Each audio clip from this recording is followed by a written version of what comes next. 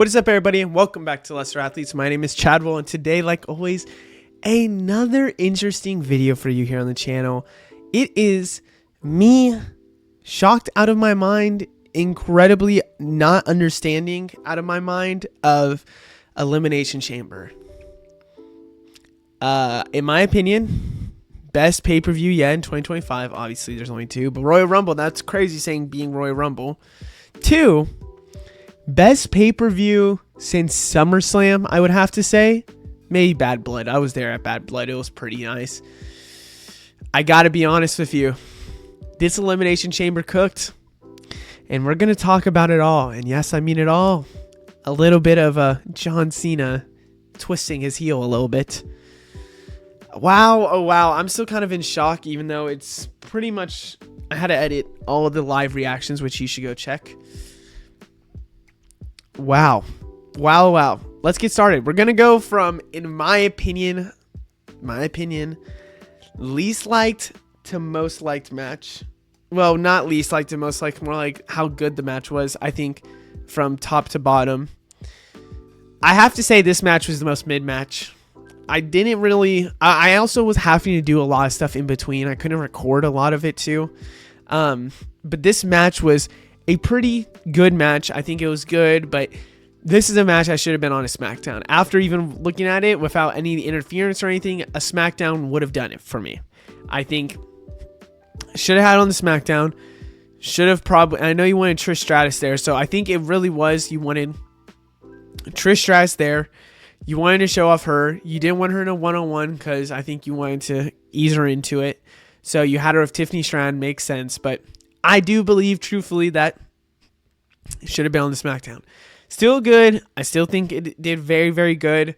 It just wasn't a great match for me. I think it was very mid, which mid's not bad. It was in the middle, but there was no hype, no build, and I think that's the problem for me. That was just it.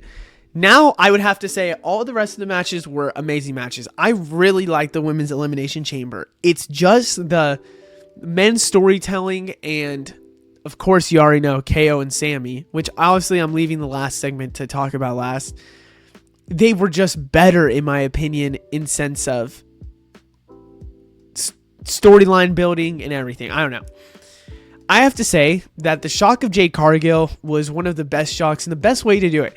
Originally, I kept saying in my live reaction, like, oh my God, we're about to have Liv and Naomi be the ones to go against each other. Like, why is Liv and Naomi going to be the ones to go against each other? Why would we not have,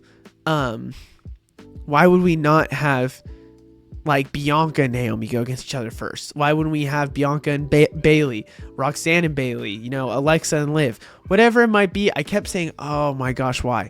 And then the minute the music hit, I realized what WWE was cooking.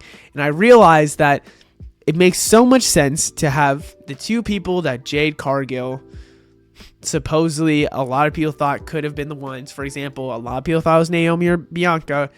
And then obviously with Liv potentially being the ones to do it, it made a lot of sense for Liv to basically be there. And I gotta say, even though I wish Naomi was a little closer and it was just like a super kick or like a boot that just killed Naomi quick and then she beat her and she just left that second for like everyone to go, oh my God. It was amazing. And I think what I really wanted was Jay to enter the Elimination Chamber. I wanted somebody to enter the Elimination Chamber because I felt like it made sense to have the 6 and to still have 6 people, but I get it. I get Naomi was fully eliminated first. I thought Jade was going to enter for a second, and I was like, oh my God, we're about to get maybe Jade and Rhea. And then I thought, oh, it made sense Becky's going to join it because where has Becky been? And this is a good way to put her in. No. But that's fine. I think that it was still a good match overall. I think Bianca shined. I think Liv Morgan shined even more. And I have to say, I thought it made sense that Liv was going to win it before the tag titles. And now with her in the tag titles, everyone knew that probably Bianca was going to win. And what sucks is that my predictions for this, literally I had ready before the Raw. And then I'm like, oh my God. So now I think it makes a ton of sense. And there's a lot of storylines we're going to go through. I have a video also of like what's going to happen next. it was good. And I think it was a great way to really show off these women and how great they've been. Next, we have Sami Zayn versus Kevin Owens. I have to say that this was the best match of the night, in my opinion. I think the men's Elimination Chamber was great, but I have to say this was the best match of the full night. I went insane watching this match. This was an insane, great match. Now, what I want to say is I didn't put it next because I really want to talk about the men's and then obviously what's happened after that. Because Sami Zayn and Kevin Owens is the best fight, let's talk about little things. There wasn't anything crazy to really talk about. I obviously expected Kevin Owens to win. He had to get a win under his belt to really push him being this big heel and doing very good.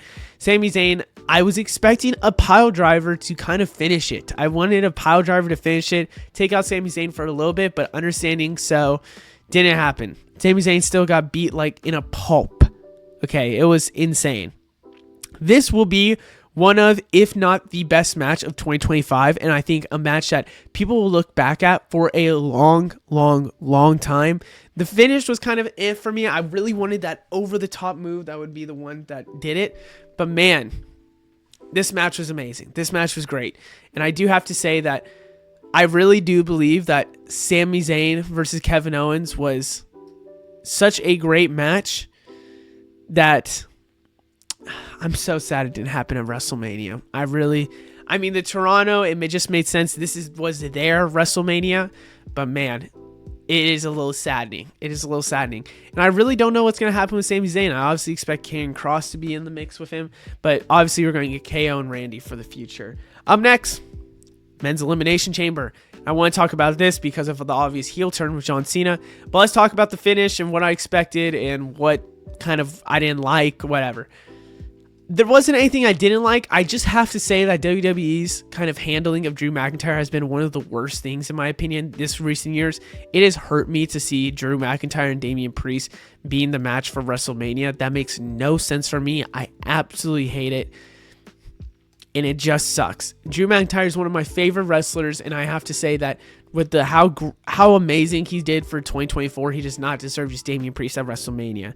Drew McIntyre, hopefully after WrestleMania, we'll get a big push. If not, he had to sleep with somebody. I'm sorry, he had to sleep with somebody in the business. I don't understand what Drew McIntyre did to Triple H for him to not be booked like a true champion after a great 2024. I hated Drew that got eliminated first. I wanted Drew to eliminate Damian Priest, but it makes sense storyline wise. I think the final three was the perfect final three. I was really scared they were going to make Logan final three. I'm so happy they didn't. And the final two, in my opinion, were the perfect final two. It had to be Punk versus Cena.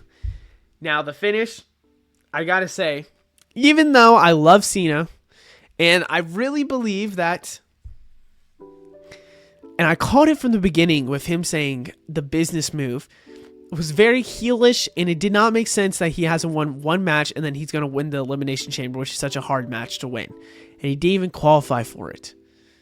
You know what? Now, looking at it, understandably so. But I have to say that I am kind of sad we're not going to get a Punk and Cody thing. Maybe that's SummerSlam. Whatever it might be. I just have to believe that CM Punk will get a title reign here soon. Or should get a title reign here soon. And maybe Punk loses it off from John Cena or something like that. I don't know. Whatever it might be, I just have to believe that... I don't know. John Cena, I feel like... That's another thing to talk about. Whatever it might be. I just have to believe that Cody Punk might be the next year's their idea for Cody. Maybe Randy's down the line in another time, whatever it might be. I just got to... It sucks. I just don't think CM Punk's going to get his main event. Roman, Seth, and CM Punk is a great triple threat. But I just believe that Punk in the title scene makes more sense. I just think it makes more sense. But I got to be honest. I got to be truthful. It should not be Punk, Cena, and Cody. It should be Cena versus Cody now. Now that Cena's a heel. So, makes sense. And now we're going to honestly talk about the heel. The Rock and John Cena.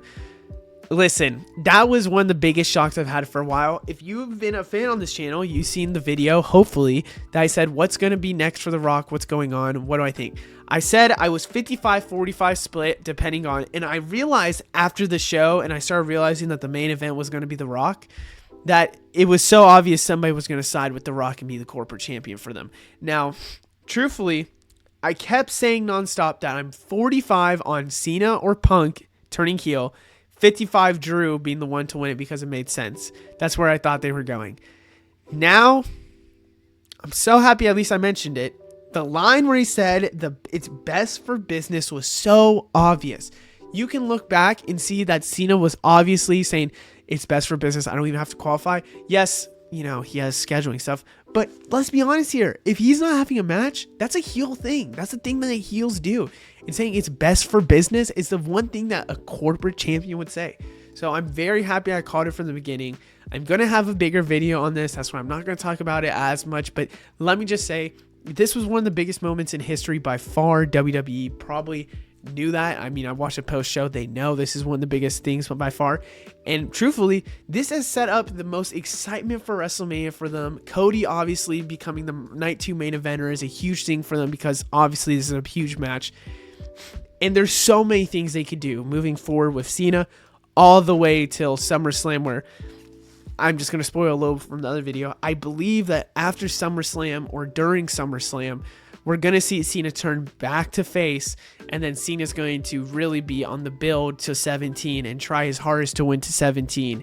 And it's going to be, December he gets it, loses the title. And I think the Royal Rumble that's ultimately going to be in Saudi next year is going to be for the championship instead of for the WrestleMania main event, because Cena's going to win the championship and vacate it in December.